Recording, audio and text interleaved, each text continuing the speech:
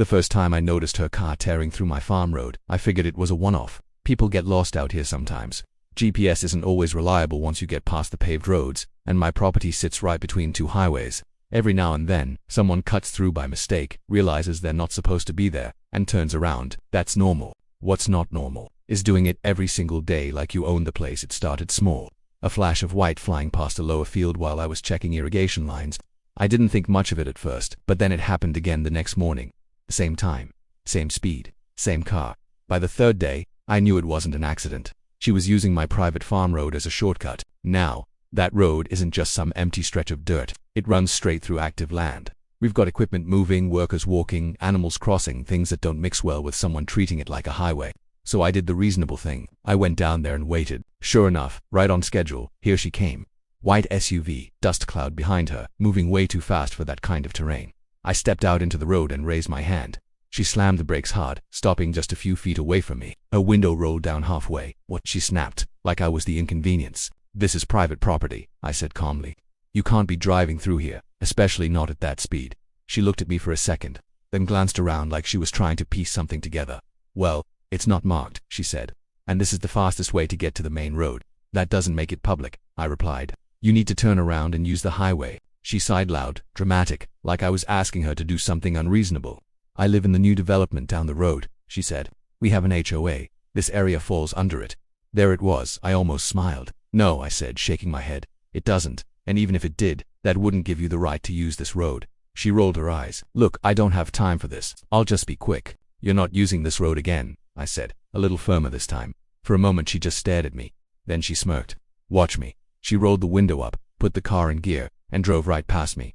That should have been the end of it. It wasn't. The next day she was back, and the day after that. Same speed, same attitude, like our conversation never even happened. At that point, it stopped being annoying and started being dangerous. My workers started complaining. One of them had to jump out of the way when she came around a bend too fast. We had livestock near that road. One bad moment, and it could have gone very wrong, so I tried again. This time, I parked my truck across part of the road to force her to slow down. She still came flying in but had to slam on the brakes when she saw the truck. I walked up before she could even react. You're done using this road, I said. She didn't even try to hide the irritation anymore. You don't get to tell me what to do, she shot back. This connects to public access and makes it shared. That's not how that works, I replied. This is private land. You're trespassing. She laughed, actually laughed. I'll talk to the HOA about this, she said. You're going to regret blocking access. I stepped back and gestured behind her. Turn around for a second. I thought she might argue more. Instead, she reversed, spun the wheel, and drove off slowly this time. I watched her go, already knowing it wasn't over, and I was right. The very next morning, she came back. Full speed. Didn't even hesitate. That's when I decided talking wasn't going to fix this. So I made a plan. Nothing dangerous. Nothing that would hurt anyone. But something she wouldn't be able to ignore. That afternoon we got to work. We installed clear signage at both ends of the road. Private property. No trespassing, speed limit signs. Big, visible, impossible to miss. Then we added a heavy-duty gate near the entrance. Not locked at first, just there as a visual barrier.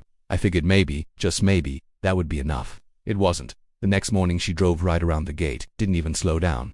That was the moment I knew she wasn't misunderstanding. She just didn't care. So the next part of the plan went into place.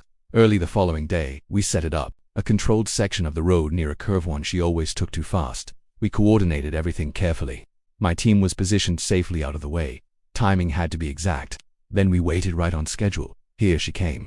Speeding like always, she hit that curve without slowing down. And then everything changed. The moment her tires crossed that section, the ground reacted. Not collapsing, not dangerous, but enough to do exactly what it was designed to do. Her car jolted hard. Not enough to cause damage, but enough to completely kill her speed and throw her off balance. She slammed the brakes, dust flying everywhere. The SUV coming to a sudden stop in the middle of the road. Silence. Then her door flew open. What the? She shouted, looking back at the road like it had personally betrayed her. That's when I stepped out.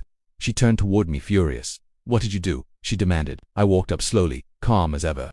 I told you to stop using this road. I said. That's not legal, she snapped. You can't just set traps. It's not a trap, I replied. It's a speed control measure. On private property. Her anger faltered for just a second. You could have damaged my car, she said.